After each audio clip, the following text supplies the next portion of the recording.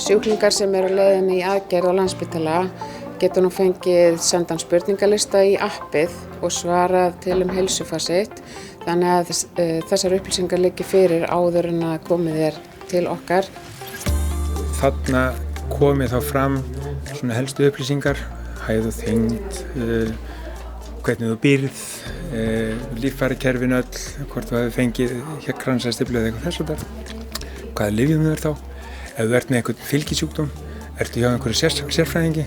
Gegnum tíðina hafa sjúklingar verið að svara spurningalistum og þá helst bara á biðstofunni, en núna erum við að nota Landspítala appið og sendum spurningalistan úr heilsugáttinni hjá okkur í Landspítala appið og þá getur sjúklingurinn svarað listanum heima í næði og með aðstoð ættingja jafnvel. Það skiptir öllu máli þegar sjúklingurinn kemur að við vitum eitthvað hann.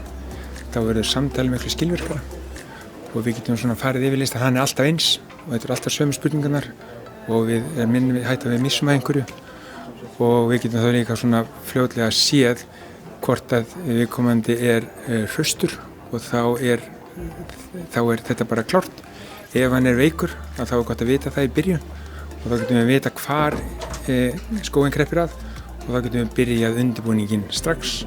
Ef að sjúklingur hefur ekki þegar náð í appið þá fær hann skilaboð að gera það og síðan listinn mjög aðgengilegur, það kemur upp ein spurning í einu, þannig að þetta mjög skýrt, þetta flest krossaspurningar, fáar sem þarf að skrifa eitthvað texta við. Skilvirknin svo að skurðlæknirinn sem sér sjúklinginn í fyrsta skipti og ákveða hvort hann ætlar að setja inn aðgerð eða ekki, hann hefur allar upplýsingar. Viðtalið verður styttra, það verður skilvirkara, hann veit nákvæmlega, hann búinn að fara í gegnum þetta, hann veit hvort hann frískur eða veikur, þannig að það sé ekki bara skurðvandamálið. Við erum alltaf að fara í gegnum sömu hlutina og þetta allt saman hluti sem skiptir máli, þess vegna mikilvægt að sjúklingurinn fylli þetta út samviskusamlega. Svörin birtast í heilsugáttinni og þar geta fagaðilar farið yfir það sem sjúklingurinn hefur svarað og nýtt það sem grunn að frekara mati og uppvinnslu og allir fagaðilar geta nýtt þessar upplýsingar og enda við letum listan heita heilsufarsupplýsingar fyrir komu á Landspítala.